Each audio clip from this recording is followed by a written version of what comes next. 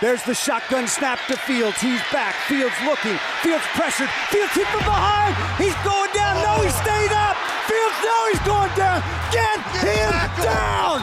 Get him down. Sacked.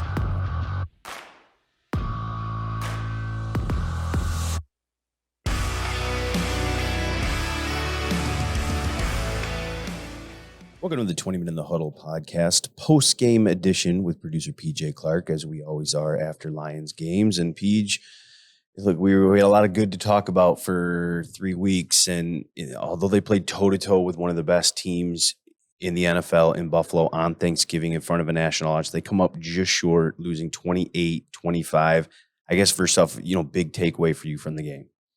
I think the Lions, as you said, showed that they can go toe-to-toe now in back-to-back weeks with playoff teams. And I think that's really big for a young roster that is still kind of learning how to win and coming into their own. You would have loved to get to win, but going toe-to-toe with Buffalo, I think, was really important long-term. Yeah, I mean, and Josh Allen had to play the role of Superman late, and Stephon Diggs, and you thought when they tied the game in the final 23 seconds that this thing was headed to overtime, but Allen's a great player, and great players make great plays, and Stephon Diggs is a great player, and like they kind of fit one right in between those young defenders in the back end for Detroit, and got themselves a big play and won the game late. But I agree, I thought Dan Campbell had a great quote after the game. We talked about this not being a step back after 3 straight weeks, but how they can use this as a step forward because, like you talked about, this is a Buffalo team that's expected to win the Super Bowl, and it took a last-second field goal for them to beat Detroit. This is what Dan had to say.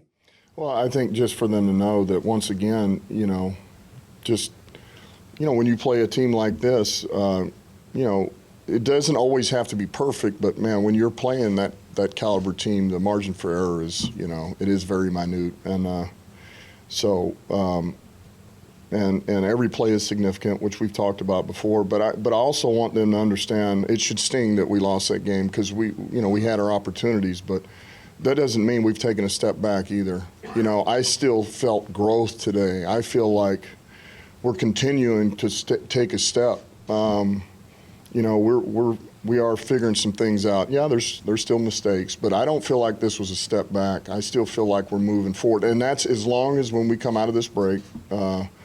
This little 3 days off here that we come back ready to go against the next opponent, this can be a positive for us, not a negative. And Dan's right. I mean, I think you can take this as a positive moving forward, especially when you look at, some of the plays that prevented you from winning this game, kind of some self-inflicted stuff, right? I mean, Jamaal Williams' fumble, doesn't happen a whole lot. You had the safety.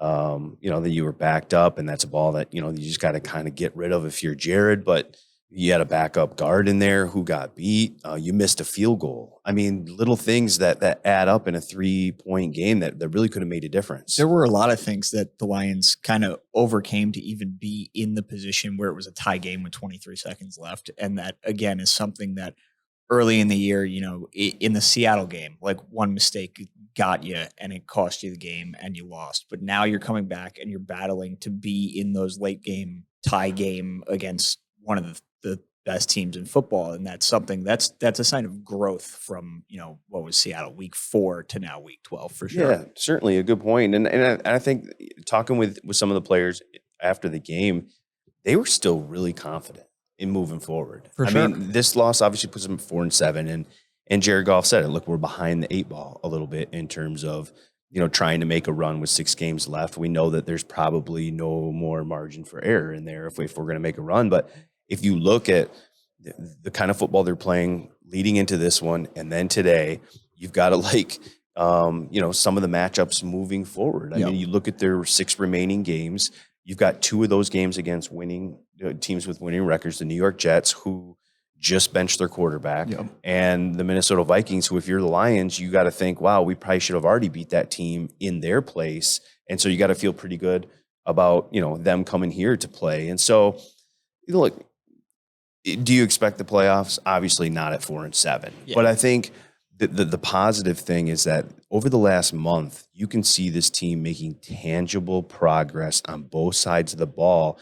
And really, I wouldn't be surprised at all if they make a run here the next couple weeks, kind of like they did leading in to Thanksgiving, because that's got to give them a lot of confidence going toe to toe with Buffalo like that. No, and you're kind of through the gauntlet of the schedule at this point. You know, it was like you're playing all of these teams with winning records back to back to back, and now, as you said, it's Minnesota and the Jets, who no one knows what they may look like in a month here, but you're taking it week by week, and now, as Coach said post game, you have a little bit of a break here, and you have to come back, and you're back at home, which I think is good, against what should be a favorable matchup in Jacksonville, a team that's better than their record, but is another young team that is trying to figure out how to close games. And you would think the Lions are a little bit ahead of that stage in the rebuild than Jacksonville is right now, because they've closed some of these games. So you just got to come back to the drawing board and win the next one. Find a way to make some of those plays, right? And there were some key ones. Obviously, the big one I think a lot of people will talk about is the 3rd and 1 play, that they didn't get, late in that game. That forced them to kick the 51-yard field goal, tie the game, left 23 seconds left, but it's 3rd and 1 at like the 32-yard line. Yep. And, 32 seconds left, I think, or somewhere right around there. And I don't mind the play call. I really don't. I mean, it was 3rd and 1, and it was, they saw DJ Chark out wide right. He had one-on-one coverage. He had a step. It was your opportunity to go score a touchdown, and make sure that, you can try to put that in a really hard situation for, Buffalo to come back and try to win the game and not just need a field goal. And you got the matchup. I think it was just not a good throw. Yeah. They just weren't on the same page. But I don't mind the call, really. I thought it was a good, at least, route. That's what you want. That's why DJ Chark is here. That's why he's on the team, to be the outside kind of deep threat, and that you finally have him back. And again, 11 reps last week, so he probably wasn't fully healthy. He played considerably more today, caught a touchdown, obviously. It's the matchup you want with the guys on the roster that you have, I think. So I thought, it was an aggressive play to try to win the game, and you had it. So I don't think the play call was really. It wasn't the play call. No. It was just the execution. Yeah. It was just, and we talked to Jared after the game, and he kind of lamented a little bit the throw, but not the call itself. Yeah, kind of. Yeah, I wish I would have thrown a different ball. I thought the play call was great, and had some options to what to do there, and if you had to do it again, do you do something differently? I don't know, maybe. But if I throw a better ball, it might not matter. But yeah, it didn't come. Unfortunately, that's going to be the play that gets focused on. But there's a lot of plays that could have gone either way today as well. And he's right. There were a lot of plays. It certainly, you can't look at that one because, look, they did end up kicking the field goal. They did end up tying the game, and then just Josh Allen and Diggs just made a play there at the end, and that happens. Yeah, especially with those two. A couple other things I think maybe will get mentioned is some of the clock management stuff. I think at the end of the first half, at the end of the game, my 2 cents on it. I didn't like the way the end of the first half went. Yep. There was a situation there. The Lions are down deep in Buffalo territory, and the clock is running, and they can wind that down to the 2-minute warning without running a play. Yeah. Didn't have to call a play. Instead, they run a play ahead of the 2-minute warning, and I believe it was an incomplete pass. Yep. So that stops the clock. And then you had another incomplete pass that stopped it, I believe, with 2:04 left. So you finally scored a touchdown, but it was with 1:55 left in the first half, and Buffalo took that next drive all the way down. So, I mean, at the very least, you make Buffalo use their timeouts in that situation. To me, at least I do. I run that to 2 minutes, then run my plays, make them use the timeouts, make that harder for them to navigate down the field.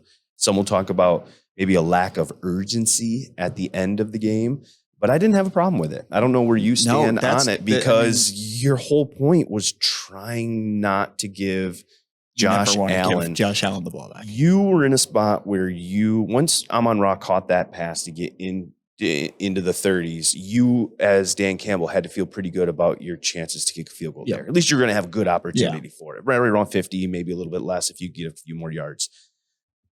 So, they didn't run up to the line of scrimmage. They didn't, call a timeout. And Dan said after the game, well, look, I didn't want to leave much time for Josh Allen. I knew we were in field goal range. If we got the touchdown, I think obviously that's the huge bonus. But I didn't mind it. As it turns out, 23 seconds was still too much time for Josh Allen. And you also needed time. Obviously, once you were in field goal range, you could have maybe milked it a little bit more, but you needed time to either try to win the game, which I think is what happened on third down, making that read and having Chark on that route, or you needed time just to settle things in and get it to the middle of the field wherever Badgley wanted it. You needed time to get situated yourselves either. So and they had timeouts available. I really, the clock management at the end, I think, was not the problem either. No, maybe just the first half. I would like to see him try to milk maybe a few more clocks, or make Buffalo use the timeouts there. I thought that was a little bit too much time for Josh Allen to navigate. He was comfortable. They weren't rushed, and they ended up getting down into field goal range and taking the lead at the halftime. I would like to see that maybe a little bit different, but at the end of the game, no problems. Yeah, and like you said, I mean, Josh was comfortable back there on that last first half drive, but the Lions got a fair amount of pressure today, which I was really impressed with. I mean, James Houston, I think, is just the story of the defense to me. I mean, guy gets a 6th-round draft pick, right? And he's switching positions. He went from linebacker to more of a rush guy to, wanting to have kind of a hybrid role. He's been navigating through that, and he's elevated from the practice squad on Wednesday because you don't have Charles Harris, you don't have Josh McCall, you're dealing with some injuries. And all the guy does is recover a fumble, save their butt on special teams. And Khalif Raymond doesn't ever fumble and did. And James was right there, and then had 2 big sacks to get Buffalo off the field later in that game. I mean, what a great debut by him. You couldn't ask for anything better, I don't think. And I think now you have, I know, especially in training camp and in rookie minicamp, he played edge at Jackson State his last year, and then they were like, might move him back to linebacker. But, I mean, see quarterback, get quarterback. The dip that's on the edge, you can't teach that. That is either you have that low center of gravity or you don't.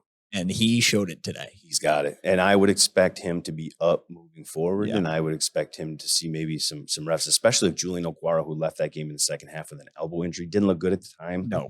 And so we'll see if they're, down some guys. But I think James Houston, after that debut, is going to get some play on third down. At least if I'm one of the coaches. You may have a situational pass rusher there. Yeah. Absolutely. Because that's where they deployed him today, and it worked about as well as it could have. Let's talk a little bit about Amon-Ra St. Brown. And here's my question to you, Peach. Can we start having the conversation now of Amon-Ra St. Brown being one of the top 3 slot cornerbacks in the NFL? Yeah. Slot receivers. I think he has to be. I mean, these numbers every week, and it took him a while to get right. He was obviously very hurt for a couple of weeks. High ankle sprain.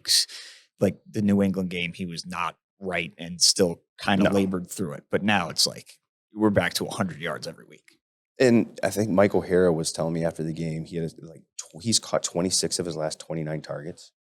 I mean, that's crazy. Yeah. Like throwing the ball, a guy catches it. Yeah. He just makes plays. He is definitely that security blanket for Jared Goff in the middle of the field. And I think he was great after the catch today, too. Yeah, he was. And it helps that you get DJ Chark back, that you had Josh Reynolds back. The first time since week 3 that you had your top 3 receivers coming into the season. And boy, what's it going to do when JMO gets back out there, in a week or 2 or 3 or, in the coming weeks, how much that's just going to continue to open it up for Amon-Ra St. Brown in the middle. But boy, if JMO's good, can you imagine having Amon-Ra St. Brown and JMO, like that duo those for a long two time? in the middle? Because I think right now St. Brown is one of the best slot wide receivers in the league. I think he has to be. And you're looking at, his ability to bounce off tackles today. He fought for a bunch of extra yards that ended up being first downs. And there was one third down. I forget. It was late in the game, and it was a 3rd and long. And, it's one of those.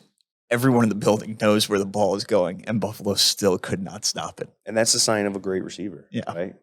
He's got a feel for that position. And obviously, you have the chip on his shoulder from being the 17th receiver, taking all that stuff that, he does. He catches all the balls after practice. He just, he's that guy. He just gets it. He just gets it. He gets it, and boy, he can produce. And Lions fans got to love the fact that he's going to be around for a lot of years. He's only in his second season. And even again, a big 4th-and-1 conversion out of the backfield for him on a rushing play. Find him, get him the ball. Great play call by Ben Johnson, but that is just get the ball to your best player and figure it out from there. Let's mention a couple others. Jamaal Williams, we talked about the fumble off the top, but again, solid performance, his 13th touchdown of the season. In the 5 years leading up to the 2022 season, he had 13 touchdowns in 5 years. Now he's got 13 contract year, Jamaal, in 11 games. happening. Yeah. So again, steady. Look at the Lions, 96 yards on 28 attempts. They were without 2 other starting guards. I thought that affected them in the run game, especially between the tackles. So you look, you don't love the average, but there were some good runs in there. They converted when they needed to. And again, they were right there at the end of the game. And Alex Anzalone, I thought, almost had 2 picks, did secure the one. That was a big pick down deep in Lions territory. And I think he's been playing better ball lately. During this stretch of the last month, he's kind of been one of the catalysts there on defense, along with obviously Aiden Hutchinson and Kirby Joseph and so some of those guys that have been making those splash plays. But he's just that green dot guy that kind of gets people lined up, and he's been leading the way there and getting those guys mostly in the position to make plays. And I thought he's been pretty good. And another standout for me until he got knocked out late. I thought Jerry Jacobs was good again today. Yeah. Physical, just got in there, made pass breakups. Obviously had the one defensive pass interference in the red zone, which not ideal. But other than that, that is his brand. If you're going to survive as a man corner, you just got to be physical on every single play. And you're going to get called for it sometimes, but he was, I think, outstanding again today. You've got to love the future there with him and Jeff. Like 2 really and again, you do all this without Okudah too. Yeah. And it's not like Diggs took a while to get going. He took a while to get going last week here at Ford Field too, but I didn't feel like he really hurt the Lions until those last couple drives when they really started trying to feed it to him. And that was after Jerry went out too. Yeah, 100%. All right, well, let's see. The Lions going to go back to work, right? And they're going to go. You got Jacksonville coming in, so rest, enjoy this weekend, come back to work next week. We'll have another 20 in the Huddle podcast getting ready for Jacksonville. You will join me here next Sunday and 2 Sundays after that game. We'll break down what we hope is a Detroit Lions win. But look, you hate a loss, right? A loss is a loss, but I think there's a lot of positives to take from this loss. You went toe to toe with a team that's expected, to win a Super Bowl, at least be right there in the conversation at the end of January. And if not for a couple little plays that don't go your way, I think this team can be 4 wins and beating a team like that. So, a lot of positives to take from this. Yeah, a lot of positives, and you just got to get back on the horse next week. That's all you can do at this point. Start a new streak. Yep.